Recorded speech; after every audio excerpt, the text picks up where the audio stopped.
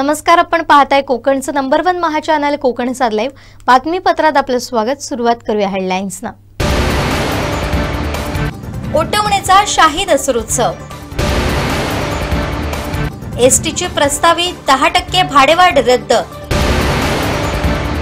आणि IAFच्या पहिल्या महिला पायलट सावंतवाडीत। आता पाहूया सविस्तर बातम्या।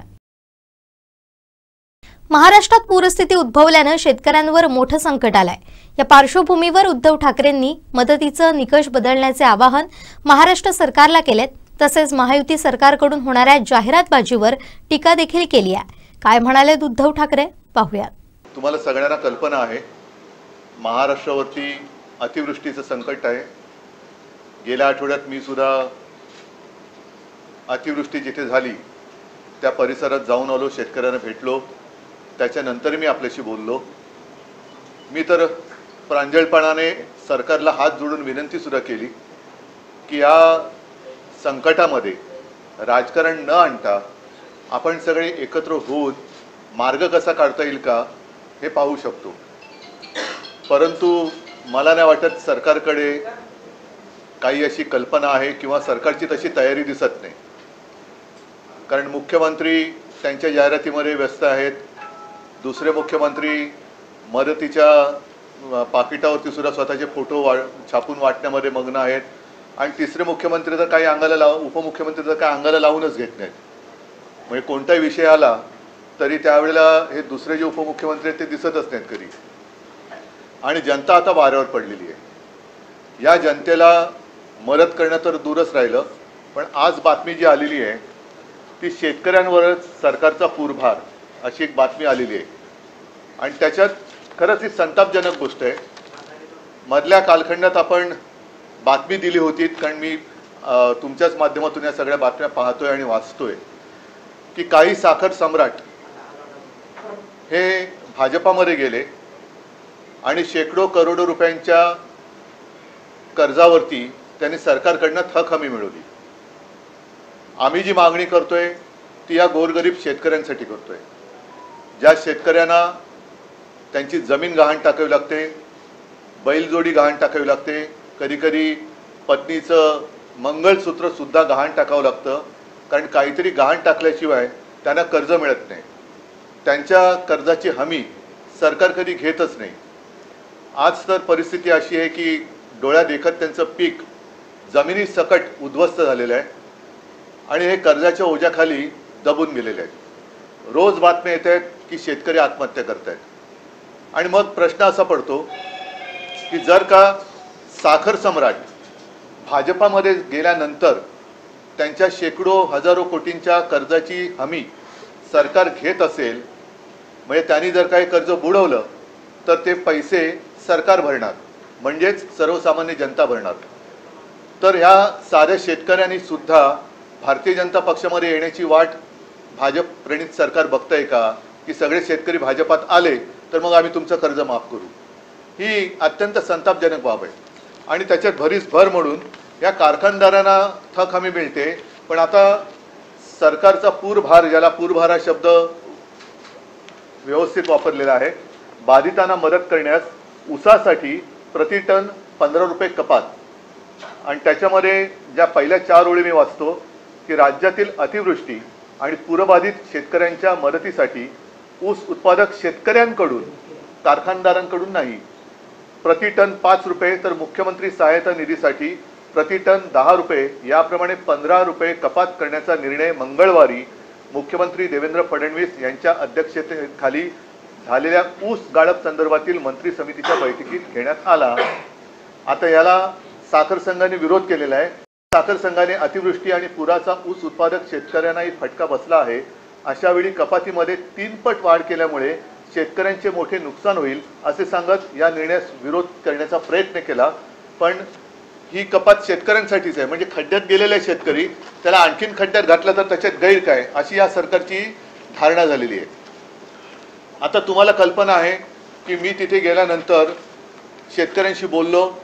काही शेतकरी असे उद्विग्न झाले होते की आम्हाला आता आत्महत्येशिवाय दुसरा मार्ग नाही। त्यांना मी शांत करण्याचा प्रयत्न केला। तिथल्या शेतकऱ्यांना मी विनंती केली की असं कोणी आततायी विचार करू नका, एक त्याचं मी तुम्हाला गेल्या वेळेला सांगितलं होतं, ज्या मुलाच्या मी घरी गेलो, 31 वर्षाच्या मुलाने आत्महत्या केली. मी जेव्हा त्याच्या घरी गेलो तेव्हा त्याला 15-20 दिवसाचं बाळ होतं. एक मोठी जॉईंट फॅमिली, आता ती त्यातून बाहेर कशी पडणार, हा सुद्धा एक मोठा प्रश्न आहे. आणि साहजिकच आहे, प्रति हेक्टर 50,000 रुपये हे शेतकऱ्याला तातडीने दिले गेले पाहिजेत आणि त्याचं कर्ज माफ झालं पाहिजे, ही आम्ही मागणी केली. आपल्याकडे काय होतं, अनेकदा शब्दाचा खेळ चालतो. मी ओला दुष्काळ हा शब्द वापरण्यापेक्षा आपत्तीग्रस्त हा शब्द वापरला. आणि आपत्तीग्रस्त, मग आपत्ती, तुम्ही एखादा शब्द नाही म्हणून संकट नाकारू कसं शकता? की ठीक आहे, ओला दुष्काळी संज्ञा नाहीये, नसेल, पण म्हणून तुम्ही झालेलं नुकसान नाकारू शकता का? आणि ओला दुष्काळ ही जर का संज्ञा नसेल तर मग मला असं वाटतं की काही वेळेला माणसांच्या पदाप्रमाणे शब्द बदलतात का? की काही शब्द ते ज्या पदावर असतात तेव्हा ते शब्द अस्तित्वात येतात आणि पदानंतर दुसऱ्या पदावर गेलेले ते शब्द नाहीसे होतात, असं काय आहे का? कारण माझ्याकडे अत्यंत कनवाळू, जागरूक असं विरोधी पक्ष नेत्यांचं एक पत्र आहे तत्कालीन मुख्यमंत्र्यांना. म्हणजे मीच होतो तेव्हा, तत्कालीन मुख्यमंत्री मी जेव्हा होतो तेव्हा तत्कालीन विरोधी पक्षनेते हे आजचे सन्माननीय मुख्यमंत्री महोदय देवेंद्रजी फडणवीस होते. आणि त्यांनी तेव्हा मुख्यमंत्र्यांनी एक पत्र दिलं होतं. त्या पत्रातल्या 4 ओळी मी वाचतो. आता ही तारीख आहे 16 ऑक्टोबर 20. आणि परतीच्या पावसाने मराठवाडा, पश्चिम महाराष्ट्र आणि विदर्भातील अनेक जिल्ह्यांमध्ये झालेल्या प्रचंड नुकसानीबाबत आता तरी केवळ घोषणा न करता तातडीने थेट मदत देण्याबाबत. आणि त्याच्यात त्यांनी म्हटले की परतीच्या पावसाने मराठवाडा आणि विदर्भातील अनेक जिल्ह्यांमध्ये अक्षरशः हाहाकार माजवला. शेतकऱ्यांचे अतोनात नुकसान झाले आहे. मदतीसाठी तो अर्जव करत आहे. विविध वाहिन्यांवर शेतकऱ्यांचे अश्रू आणि व्यथा पाहून अतिशय वेदना होतात. या वेदना फक्त विरोधी पक्षाला, नेत्याला होतात, मुख्यमंत्र्यांना होत नाही. मला झाल्या होत्या म्हणून मी तेव्हा कर्जमाफी केली होती. पण राज्य सरकारला अजूनही पाझर फुटायचे नाव नाही. पंचनाम्याचे आदेश दिलेत, या पलीकडे काहीही शब्द सरकारकडून दिला जात नाही. प्रत्यक्षात पंचनामेही होत नाहीत आणि शेतकऱ्यांना मदत तर मिळतच नाही. अन्नदात्याला पूर्णपणे वाऱ्यावर सोडून दिल्यासारखी अवस्था राज्यात आहे. हे बाकीचं सगळं पत्र आहे. आता त्यातल्या शेवटच्या ज्या 2-3 ओळी आहेत, 2च, की नुकसानीची व्यापकता आणि सार्वत्रिक झालेले नुकसान पाहता तातडीने ओला दुष्काळ जाहीर करून दुष्काळाच्या निकषाप्रमाणे ही मदत दिली गेली पाहिजे. आपण तातडीने लक्ष घालावे, ही विनंती. आपला गिचमीड देवेंद्र फडणवीस. नाही, गिचमीड म्हणजे त्यांची सही आहे, तसं मी म्हटलं, मला वाचता नाही आली. नाही, वाचता येतं तो बघा तुम्ही सही. पण अशी हे त्यांनी त्यावेळेला दिलेलं हे पत्र आहे. आता तेव्हा ओला दुष्काळी संज्ञा होती आणि मग तुमचं सरकार आलं होती संज्ञा काढली का? तर हे फालतू शब्दाचे खेळ करू नका. त्यावेळेला सुद्धा आमची नियत काढली गेली, सगळं काढलं गेलं, पण शेतकऱ्याला आज जी मदत पाहिजे ती अजूनही दिली जात नाहीये. मुख्यमंत्रीमध्ये पंतप्रधानांना भेटून आले. पंतप्रधान तिकडे प्रस्तावाची वाट बघतायत आणि मुख्यमंत्री आपला अभ्यास चालू आहे. 2 उपमुख्यमंत्री, 2 हाफ आणि 1 फुल, 1 फुल 2 हाफ, असे त्यांचा अभ्यास आणि प्रस्ताव बनवणं सुरू आहे. आता हे जे काय थोतांड आहे, केंद्राचं पथक, माझ्या माहितीप्रमाणे, आपल्याकडे माहिती असेल तर मला, मी चुकीचं बोलत असेल तर मला करेक्ट करा, की केंद्राचं पथक अजूनही राज्यात आलेलं नाही. केंद्राचं पथक येणार केव्हा, येणार की नाही येणार, आल्यानंतर त्यांची सगळी पाहणी होणार कधी, मग त्यांचे पंचनामे होणार कधी? म्हणजे हे सगळं या सरकार म्हणजे एकदम निर्दयीपणाने हा कारभार चाललेला आहे. एक तर तातडीने मी पुन्हा त्याचा पुनरुच्चार करतो की शेतकऱ्याचं कर्ज माफ झालं पाहिजे. तुम्ही त्याला ओला दुष्काळ म्हणा, नाही तर तुमच्या आकलीचा दुष्काळ म्हणा, काही म्हणा, पण शेतकरी आज संकटात आहे. शेतकऱ्याला ताबडतोब हेक्टरी 50,000 रुपये मदत झाली पाहिजे. बाकीचे सुद्धा खूप विषय आहेत, कारण घरदारं वाहून गेलेली आहेत. पंतप्रधान आवास योजना, हे मी यापूर्वी सुद्धा बोललेलं, तशी ग्रामीण योजना परत एकदा आणा किंवा नव्याने आणा. आणि शेतकऱ्यांची जी, ज्याला मी काय म्हणेन, जेमतेम काही घर आहेत त्याला घर म्हणणं सुद्धा फार धाडसाचं ठरेल, अशा प्रकारचे निवारे आहेत, खोपटी आहेत आणि ते पाण्यामध्ये वाहून जातात. आता यांचे निकष काय? वाहून गेले, त्या घरात 48 तास पाणी राहिलं पाहिजे. हा कुठला निकष आहे? तर ही जी सगळी तात्पुरत्या स्वरूपातली घरं आहेत, त्यांना नुसती डागडुजी नाही, तर त्यांना पक्क्या स्वरूपाची घरं ही प्रधानमंत्री आवास योजनेतून फुकटात बांधून दिली गेली पाहिजेत. शाळा सुद्धा ताबडतोब सुरू केल्या गेल्या पाहिजेत. आणि पहिली महत्त्वाची गोष्ट, याच्यात सुद्धा माझ्याकडे माहिती आलेली नाही, पण जेव्हा मी मुख्यमंत्री होतो आणि पश्चिम महाराष्ट्रामध्ये अतिवृष्टी झाली होती, मी त्या छावण्यांना सुद्धा भेट दिली होती. नागरिकांचं आम्ही स्थलांतर केलं होतं, त्यांना सुरक्षित ठिकाणी त्यांना निवारे उपलब्ध करून दिले होते. मग काही कॉलेजेस असतील, काही आणखीन कोणाच्या बिल्डिंग होत्या, काही ठिकाणी आम्ही छावण्या उभारल्या होत्या, त्यांना तिकडे आम्ही हलवलं होतं. त्यांच्या आरोग्याची सुद्धा आम्ही एक व्यवस्था केली होती, कारण असा पाऊस झाल्यानंतर रोगराई पसरण्याचा हा धोका असू शकतो. त्याच्यामुळे ताबडतोब या नागरिकांना सुरक्षित आणि चांगल्या ठिकाणी हलवून त्यांच्या आरोग्याची काळजी घेण्याची गरज आहे. दिवाळीच्या तोंडावर गावी जाणाऱ्या एसटी प्रवाशांसाठी मोठी बातमी आहे. एसटी महामंडळाकडून करण्यात आलेली प्रस्तावित 10% भाडेवाढ रद्द करण्याचा निर्णय घेण्यात आलाय. उपमुख्यमंत्री एकनाथ शिंदे यांच्या निर्देशानंतर परिवहन मंत्री प्रताप सरनाईक यांनी हा निर्णय घेतलाय.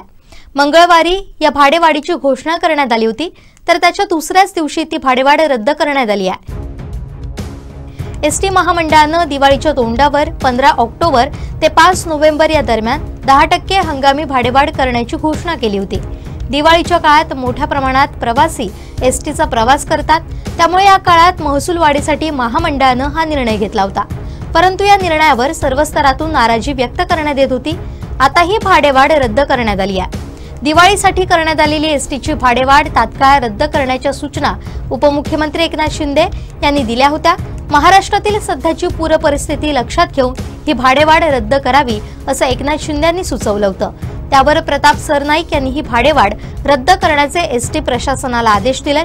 दिवाळी सणासाठी एसटी बसनं प्रवास करणाऱ्यांची संख्या लाखोंच्या घरात आहे. सध्या 4 चाकी खासगी वाहनं वाढली असली तरीही एसटीचा प्रवास सुरक्षित प्रवास मानला जातो, त्यामुळेच एसटी प्रवासाला प्राधान्य दिलं जातं.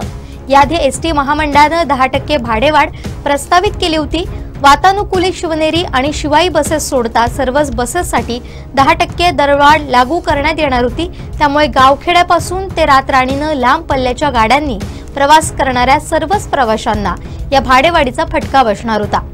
याआधीच राज्यातील बळीराजा अतिवृष्टीनं खचून गेलेला असताना आता दिवाळीपूर्वी सार्वजनिक वाहतूक प्रवासाच्या भाडेवाढीचा फटका सर्वसामान्यांना बसणार होता, परंतु आता हा निर्णय मागे घेण्यात आलाय.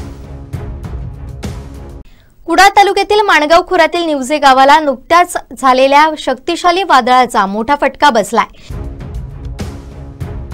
या नैसर्गिक आपत्तीत गावातील अनेक घरांचं मोठं नुकसान झालंय. संसारोपयोगी साहित्याचे अपरिमित नुकसान झालंय. या वादळामुळे झालेल्या नुकसानीची पाहणी करण्यासाठी आणि पीडित कुटुंबांना आधार देण्यासाठी आमदार निलेश राणे यांनी निवजे गावाला भेट दिली. या भेटीदरम्यान नुकसानग्रस्त कुटुंबांना वैयक्तिक स्तरावर तातडीची मदत करण्यात आली. ओरोस येथील जिल्हा परिषद पूर्ण प्राथमिक शाळा क्रमांक 1 मध्ये सरस्वती पूजन मोठ्या उत्साहात आणि भक्तिमय वातावरणात पार पडलं. या मंगल प्रसंगी चिमुकल्या विद्यार्थ्यांनी सादर केलेल्या मनोरंजक सांस्कृतिक कार्यक्रमांनी उपस्थितांची मनं जिंकली.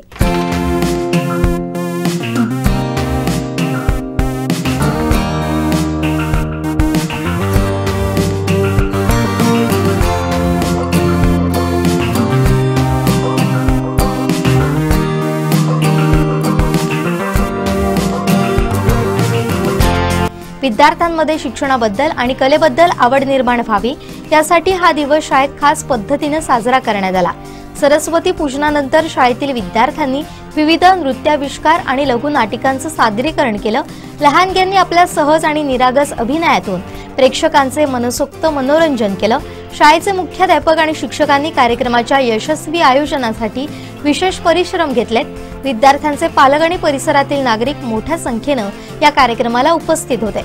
त्यांनी मुलांच्या कलाकृतींना भरभरून दाद दिली.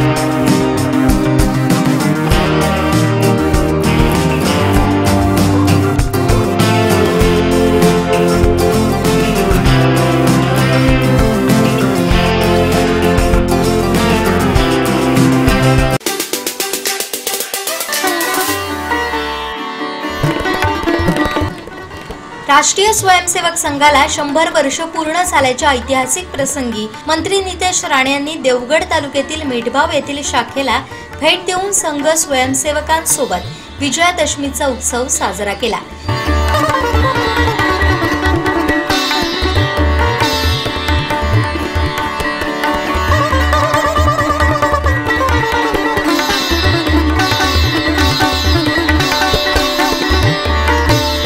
या कार्यक्रमात तालुक्यातील विविध भागांमधून आलेल्या स्वयंसेवकांसोबत त्यांनी संवाद साधला आणि संघ कार्याचा आढावा घेतला। त्यानंतर आयोजित संचलनातही मंत्री नितेश राणे स्वयंसेवकांसोबत उत्साहाने सहभागी झाले।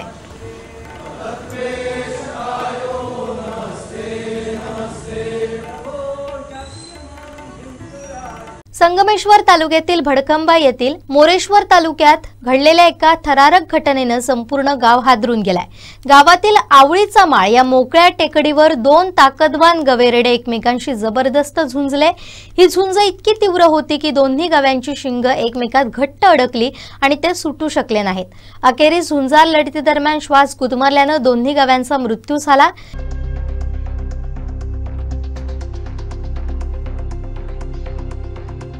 रविवारी पहाटे या घटनेची चाहूल ग्रामस्थांना लागली। सकाळी रोजच्या प्रमाणे जनावरांना चारण्यासाठी गेलेल्या काही ग्रामस्थांना आवळीच्या माळावर हे दोन्ही गवे दिसले। जवळ जाऊन पाहणी केली असता त्यांच्या शिंगांमध्ये घट्ट अडकलेले गाठोरे आणि मृतदेह पाहून ग्रामस्थ थक्क झाले। ग्रामस्थांनी तात्काळ माजी उपसरपंच बापू शिंदे आणि पोलीस पाटील दाभोळकर यांना ही माहिती दिली। दोघांनीही तातडीने वन विभाग आणि पोलिसांना कळवलं। घटनेची माहिती मिळताच वन विभागाचे कर्मचारी आणि स्थानिक पोलीस पथक घटनास्थळी दाखल झालं। प्राथमिक तपासात ही नैसर्गिक घटना असल्याचं स्पष्ट झालं। परिसरातील इतर जनावरांचीही तपासणी करण्यात आली। गव्यांची झुंज ही रानटी प्राण्यांच्या स्वभावातील नैसर्गिक वर्तन असतं, तरी त्यांच्या मृत्यूने ग्रामस्थांमध्ये हळहळ व्यक्त केली जाते। हे दोन्ही गवे परिसरात कायम वास्तव्य करत असल्याचं स्थानिकांनी सांगितलंय। ग्रामस्थांच्या मते हे दोन्ही गवेरेडे अनेकदा एकाच माळावर दिसत असत, परंतु इतक्या तीव्र झुंजीचं हे पहिलंच उदाहरण असल्याचं त्यांनी सांगितलंय।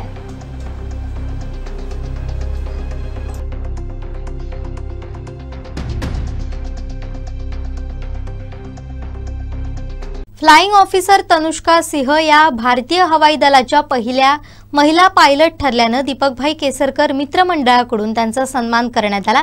सावंतवाडीशी त्यांचं विशेष नातं असल्यानं त्यांचा सत्कार करण्यात आला। फ्लाइंग ऑफिसर सिंह यांचे आजोबा निवृत्तीनंतर सावंतवाडीत आले होते। बालपणी त्यांना भेटायला त्या इथे यायच्या। ते देखील देशसेवेशी जोडलेले होते। भारतीय सैन्यात कॅप्टन म्हणून ते निवृत्त झाले होते। तसेच त्यांचे वडील देखील सैन्य दलात होते। लेफ्टनंट कर्नल म्हणून ते निवृत्त झाले। या दोघांचा आदर्श घेऊन त्या सैन्यात भरती झाल्या। मैं थोड़ी देर के लिए बोलूंगी कि मेरा कनेक्शन सावंतवाड़ी से बना था जब मेरे दादाजी पोस्ट रिटायरमेंट यहाँ पे आए थे और यहाँ पे सेटल हुए थे। मेरे दादाजी भी फोर्सेस में थे, वो एज अ कैप्टन रिटायर हुए थे। उसके बाद मैंने मेरे पापा को देखा, वो as a lieutenant colonel retire हुए थे। एंड सावंतवाड़ी से मैं आती थी छोटे में अपने दादाजी से मिलने, बट मुझे ऐसा नहीं लगता था कि मैं सिर्फ उनसे मिलने आती थी। और मैं आज भी जब यहाँ आई हूँ तो मुझे पता है कि मैं अपने परिवार से ही मिलने आई हूँ। आप सब मेरे फैमिली को मैं फोर्सेस में गई मेरे दादाजी को देख के, उसके बाद मेरे पापा को देख के, and I am so thankful, thank you very much कि मेरे यहाँ आने इतने सालों बाद आने के बाद भी आपने मुझे सम्मानित किया। आपने मुझे अपनी बेटी जैसे ही रखा है और मैं कोशिश किया करूँगी कि मैं ऐसे ही सावंतवाड़ी आ पाए और आप लोग जब कभी आओ, अम्बाला की तरफ आओ, मैंगलोर की तरफ आओ, तो प्लीज़ हमें ज़रूर याद करना, हमारे पास ही आगे रहना। फ्लाइंग ऑफिसर तनुष्का सिंह यांनी इतिहास रचला असून त्या जगवार फायटर जेट स्क्वाड्रनमध्ये कायमस्वरूपी नियुक्ती मिळवणाऱ्या पहिल्या महिला पायलट ठरल्या। या निमित्तानं त्या सावंतवाडीत आल्या असता दीपकभाई केसरकर मित्रमंडळाकडून त्यांचा सन्मान करण्यात आला।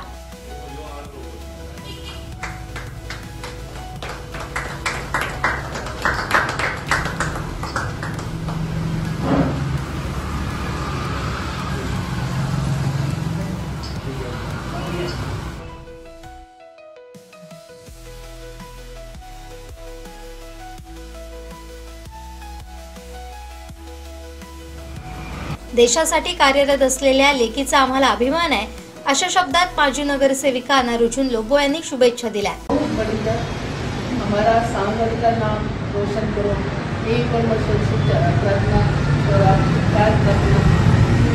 यावेळी माजी जिल्हा प्रमुख अशोक दळवी, शहर प्रमुख खेमराज उर्फ बाबू कुडतरकर, महिला शहर प्रमुख भारती मोरे, माजी नगरसेविका अनारुचून लोबो, लेफ्टनंट कर्नल अजय प्रताप सिंह, कुसुम सिंह, अनुष्का सिंह, शर्वरी धारगळकर, राजन रेडकर, गजानन नाटेकर, संजय गावडे, विश्वास खाक आदींसह दीपकभाई केसरकर मित्रमंडळाचे पदाधिकारी कार्यकर्ते उपस्थित होते। तनुष्का यांचे वडील आणि आजोबा यांनी भारतीय सैन्यात सेवा केली आहे। मूळच्या उत्तर प्रदेशातील असलेल्या तनुष्का 2007 पासून मंगळुरू इथं राहत आहेत। त्यांनी सुरतकल येथील DPS MRPL स्कूलमधून शालेय शिक्षण पूर्ण केलं आणि त्यानंतर मंगळुरू येथील शारदा PU कॉलेजमधून पुढील शिक्षण घेतलं। 2022 मध्ये त्यांनी मणिपाल इन्स्टिट्यूट ऑफ टेक्नॉलॉजी मधून इलेक्ट्रिकल आणि इलेक्ट्रॉनिक्स इंजिनिअरिंग मध्ये BTech पदवी प्राप्त केली आहे। सावंतवाडीशी त्यांचं नातं विशेष राहिलंय। भात कापणीच्या वेळेस वादळी वाऱ्यासह पडत असणाऱ्या पावसामुळे भात कापणीची कामं खोळंबली आहेत। त्यामुळे शेतकरी चिंतेत असून यंदाच्या हंगामात झालेल्या अतिवृष्टीमुळे देवगडमधील शेतकरी मोठ्या संकटात सापडले आहेत। भात पीक कापणीच्याच वेळी अतिवृष्टीमुळे झालेलं मोठं नुकसान आणि त्यात शेतकरी हवालदिल झाले। कृषी अधिकाऱ्यांनी शेतकऱ्यांना तातडीनं मार्गदर्शन करण्याची आणि झालेल्या नुकसानीचं पंचनामा करण्याची नितांत गरज आहे, अशी मागणी शेतकरी करत आहेत। यामुळे संकटात सापडलेल्या बळीराजाला शासनाकडून तातडीनं मदत मिळू शकेल।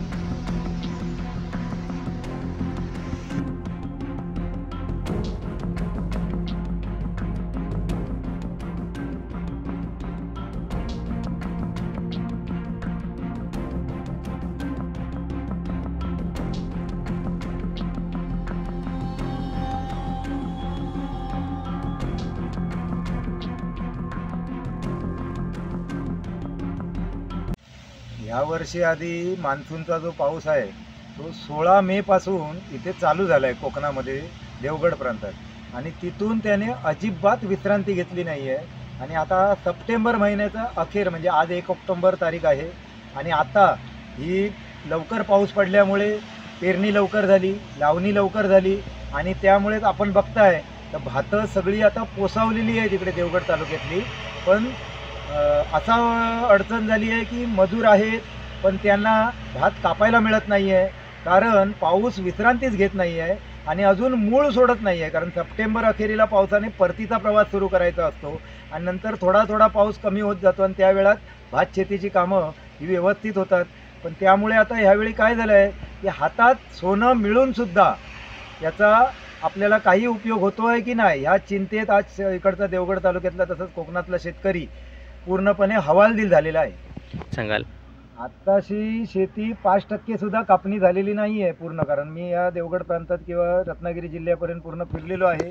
शेती पूर्ण तयार झाली आहे पण पाऊसच विश्रांती घेत नसल्यामुळे आणि आता तुम्ही बघताय पूर्णपणे महाराष्ट्रात मराठवाड्यात वगैरे सगळीकडे अति पावसाचं थैमान आहे। तसाच ह्या कोकणात सुद्धा पाऊस अजिबात विश्रांती घेत नाही, कारण प्रत्येक भात शेतीच्या कापणीला कमीत कमी 2 ते 4 दिवस तरी पावसाची उघडीप गरजेची असते, कारण नुसती कापणी होऊन चालत नाही।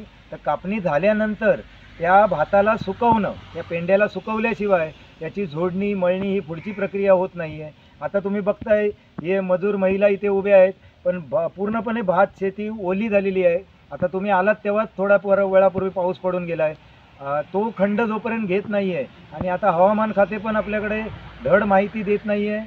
8 दिवसात बंद होईल, 4 दिवसात बंद होईल, त्या आशेवर शेतकरी मजुरांची जी जुळवाजुळव करतो आणि मग मजूर नंतर मिळत नाहीत। अचानक एकाच वेळी कापणीचा जर भाग आला तर त्यावेळी मजुरांची समस्या आधीच आहे आणि त्यामुळे आज शेतकरी पूर्णपणे चिंतेमध्ये आहे की आता हे मिळालेलं जे सोनं आहे ते तरी आपल्या पदरात पडते की नाही। एकंदर तीच आता सगळीकडनं म्हणजे स्कायमेट सारखी जर कंपनी आहे त्यांचा अंदाज आता चुकतोय की इथे हा पाऊस जो आहे ह्या सप्टेंबर महिना पूर्णपणे त्यांनी दाखवलेला की सरीवर पाऊस असणार आहे, पण इथे अतिशय मुसळधार पाऊस आणि गेले 2 दिवस आता इथे वादळी वाऱ्याची सुरुवात झालेली आहे। कारण दोन्ही बाजूला बघितलं तुम्ही प्रशांत महासागर आणि पश्चिम बंगालचा उपसागर दोन्ही ठिकाणी सायक्लोन तयार झालेले आहेत आणि त्यांचा आज जो किनारपट्टीचा भाग आहे चक्रीवादळाचा तो आज इथे कोकणाला त्याचा प्रादुर्भाव जाणवतो आहे आणि उष्णता समुद्रामध्ये वाढल्यामुळे ढग बनण्याचं प्रमाण हे थांबत नाही आहे। ला निनोचा प्रादुर्भाव असेल किंवा सगळाच जो निसर्गाचा जो कोप झालेला आहे तो आज शेतकऱ्याला मिळूनसुद्धा आज न मिळण्याची शक्यता झालेली आहे। त्यामुळे सगळा शेतकरी चिंतातूर आहे आणि ही पीक पाहणी करताना सुद्धा शेतकऱ्यांना अडचण येत होती आणि पीक विम्यासाठी पण अडचण येत होती। तर याबद्दल सरकारने याबद्दल लक्ष घालून या शेतकऱ्यांना जसे बाहेरच्या महाराष्ट्रातल्या शेतकऱ्यांना मदत करतायत तसे कोकणातल्या सुद्धा या, कारण इथे आता एकतर आधीच कोकणातली जी जनता आहे ती चाकरमानी बनत चालली आहे, शेती हळूहळू कमी होत चालली आहे। पण आज हे असे माझ्या बाजूला तुम्ही बघताय अतुल सावंतसारखे जे युवक आहेत ते आज शेतीमध्ये स्वतः होऊन, कारण हे शिपिंगमध्ये कामाला होते ती सोडूनसुद्धा आज शेतीमध्ये आज मेहनत करतात आहेत। मग त्यांचा कुठेतरी हिरमोड होऊन जी आज कुठे नवीन पिढी आपली तयार होते आहे ती पुढे आपल्याला म्हणजे त्यांची आशा मावळताना दिसते। वैभववाडी तालुक्यात नागरिकांच्या सुरक्षेसाठी बसवण्यात आलेले सीसीटीव्ही कॅमेरे गेल्या अनेक महिन्यांपासून बंद अवस्थेत आहेत। सुरक्षेच्या दृष्टीने महत्त्वाची भूमिका बजावणाऱ्या या यंत्रणेच्या दुरुस्तीकडेही शासनाने दुर्लक्ष केलंय, त्यामुळे वैभववाडीचा तिसरा डोळा सध्या मिटलेलाच आहे। सिंधुदुर्ग जिल्ह्याच्या सुरक्षेच्या दृष्टीने तत्कालीन पालकमंत्री दीपक केसरकर यांनी जिल्ह्यातील प्रत्येक तालुक्यात शासनामार्फत सीसीटीव्ही कॅमेरे बसवले होते। ते बसवण्याचं कारण होतं नागरिकांची सुरक्षितता आणि गुन्हेगारीला आळा बसणं। वैभववाडी तालुक्यातही तब्बल 24 सीसीटीव्ही कॅमेरे बसवण्यात आले। यामध्ये रेल्वे स्थानक, वैभववाडी बाजारपेठ, रेल्वे फाटक, एडगाव तिठा, करूळ तपासणी नाका, भुईबावडा बाजारपेठ, उंबर्डे बाजारपेठ अशा ठिकाणी हे कॅमेरे बसवण्यात आले होते। त्याचं नियंत्रण वैभववाडी पोलीस ठाण्यात होतं, ज्याद्वारे तालुक्यातील सर्व परिस्थिती माहिती मिळत होती। अनेक गुन्ह्यांच्या तपासामध्ये या कॅमेऱ्यांची मोठी मदत असते।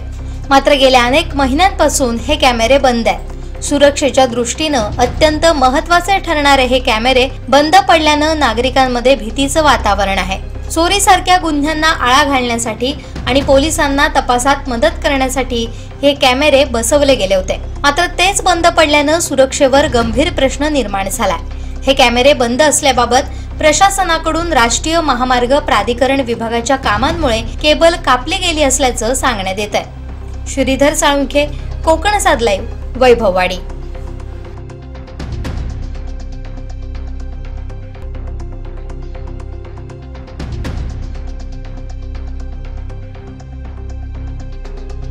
सावंतवाडीतील कळसुलकर इंग्लिश स्कूलच्या देवी सरस्वतीची विसर्जन मिरवणूक लक्षवेधी ठरली। मोठ्या उत्साहात पारंपरिक पद्धतीने देवी विसर्जनासाठी मोती तलाव इथं रवाना झाली। सरस्वती देवीच्या मूर्तीची शाळेत विधिवत पूजा झाल्यानंतर विसर्जन करण्यात आलं। या सोहळ्यात विद्यार्थ्यांची मिरवणूक आणि शाळेच्या लेझिम पथकाचं खास सादरीकरण लक्षवेधी ठरलं।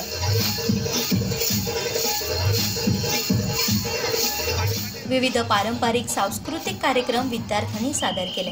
मोठ्या संख्येने विद्यार्थ्यांनी मिरवणुकीत सहभाग घेतला होता। सादर करण्यात आलेल्या एकापेक्षा एक सरस प्रात्यक्षिकांनी नागरिकांचं लक्ष वेधून घेतलं होतं।